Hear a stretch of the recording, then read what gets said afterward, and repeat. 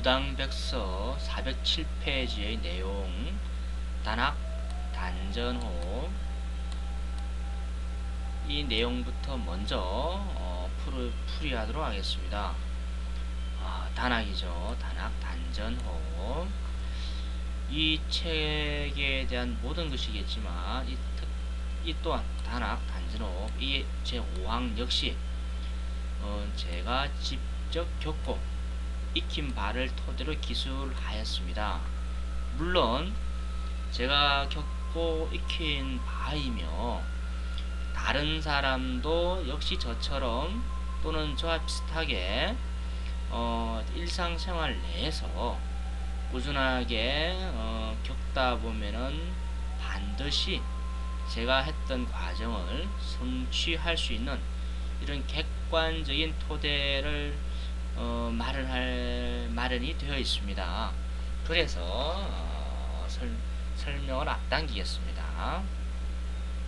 참고로 차후에 조만간 태무천의 단전호흡을 독립된 파트로 동영상 강의를 열 생각입니다. 개요를 잠깐 말씀드리자면은 하루에 한두 시간 6개월 정도를 집에서 나름대로 단전호흡을, 태문천의 단전호흡을 해 나갔을 때 뱃속에서 피가 통하는 어떤 핏줄처럼 기가 통하는 기혈이 뚫리게 될 수가 있습니다. 어렵거나 어떤 특이한 어떤 준비가 필요되는 건 전혀 아니고요.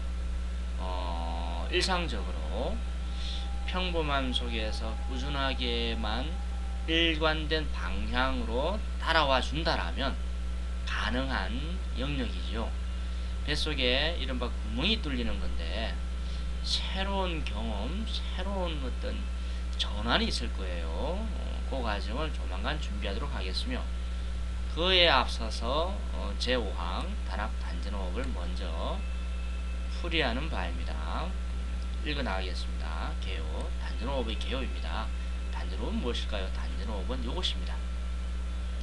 하늘과 땅의 뜻과 기운을 본신의 단전 아랫배로 받아들여 단전의 위치는 조금 이따가 얘기해 드리겠습니다. 쌓으며 스스로의 힘과 덕을 키우고 밝히면서 홍익인간 사람 사이가 널리 복되도록 힘쓰며 궁극적으로 하늘과 땅에 합치한다. 이게 단전호흡의 개요입니다. 태무천에서 정의한 단전호흡의 개요이죠. 방법 요런 게 있다라고 하면서 잘 따라 한번 체크한다는 마음으로 읽어봐 주시고 접해 주시면 하겠습니다. 1. 편안한 책상 다리를 하며 허리를 자연스럽게 숙이면서 사람의 척추가 곧지를 않습니다. S자형입니다. 그러니 허리도 자연스럽게 숙이게 되겠죠. 처음부터 허리를 꼿꼿하게 세우는 것은 자연스럽지가 않겠고 이렇게 공부에 도움되지 않으리라 보여집니다. 실제로 그랬었거든요. 두 손의 위치는 책상 다리 위에 가볍게 포개 놓으며 알맞게 위치해 놓으시면 됩니다. 그리고 제일 중요한 거, 단전 아랫배에서 호흡을 하는 거죠. 결과부자, 반과부자, 책상다리 여러가지 자세가 있는데 편안한 자세를 취하시면 됩니다. 구태여 결과부자 무리하게 무릎을 접어가지고 어떤 발목을 올려놓고 불상에서 볼 수 있는 부처님 상이나 관세음 보살상에서 볼 수 있는 결과부자를 구태여 고집하려고 하는 분이 있는데 무릎이 탈골합니다. 차후에 문제가 될 수 있습니다. 건강상 하체가 어긋나게 될 수 있습니다. 고질적인 질병, 관절염으로 자리할 수가 있습니다. 원하지 않습니다. 그냥 편안하게 책상 다리에도 무방합니다. 자세는 별로 중요하지 않습니다. 앉아있기만 하면 됩니다. 안정감 있게. 무리하게 가부좌의 자세를 유지할 때 무릎 관절에 이상이 올 수 있으니 최대한 편안한 자세를 찾는다. 요것이 관건입니다. 초보 입문자는 자연스럽게 허리를 숙이는 게 좋으며 어느 순간이 되면은 저절로 곧게 펴지게 됩니다. 단전 아랫배의 위치를 정확하게 인지해야겠죠. 필요하다면은 저도 그랬습니다. 고개를 숙였습니다. 고개를 확인하게 숙여서 배꼽 밑에 3cm, 5cm 사이 되는 지점 육안으로 확인하면서 단전 호흡을 했었습니다. 분명해야 되죠. 구체적이어야 됩니다. 모호하거나 그냥 구렁이 담 넘어 가듯이 이렇게 대하는 자세는 진전이 없게 됩니다. 어느 정도 진전이 있다 하더라도 나중에 탈이 생기게 됩니다. 입문자들은 자신의 왼손을 살며시 단전 부위에 갖다 댈 수도 있습니다. 단전의 위치를 확인하기 위해서죠. 앉은 곳이 딱딱하고 불편을 느낄 때는 부드러운 담요 등을 자리에 깔고 그 위에 앉을 수 있으며 두 겹으로 깔아서 엉덩이 부위를 책상다리 한 부분보다 좀 더 높이 위치해서 편해지도록 조정할 수 있습니다. 부연 설명, 위에 대한 부연 설명입니다. 단전 호흡은 단전에서 향하는 호흡입니다. 가슴이나 목구멍에서 호흡하지 않습니다. 갓난아기 태어나면서 대부분 울음을 터뜨리는데 그 전에 먼저 하는 행위로 첫 숨을 들이키겠죠. 아기가 태어나서 제일 먼저 하는 것은 숨을 마시는 겁니다. 반대로 돌아가실 때는 마지막 숨을 내뱉게 됩니다. 현상이죠. 숙명입니다. 사람의 몸을 받고 태어난 인간의 숙명입니다. 어머니 뱃속에서 나오면 이제 세상의 공기를 한 온몸 가득히 마시는 것이며 그래서 하나의 생명이 비로소 되는 거예요. 숨 쉬지 못하면 생명이 되지 못하는 거죠. 그 이후 아기 때는 숨을 호흡하며 아랫배를 사용합니다. 온몸 깊숙이 숨을 호흡하면서 무럭무럭 자라죠. 어린아이가 잠을 자는 광경을 보시면 바로 알 수 있습니다. 아기의 아랫배가 볼록볼록 하면서 움직입니다. 사람이 어른이 그 달리기를 갑자기 하면은 숨이 차서 가슴이 볼록볼록 하는 것처럼 어린애를 쳐다보면 잠을 잘 때 아랫배가 움직입니다. 단전호흡을 하고 있는 상황이죠.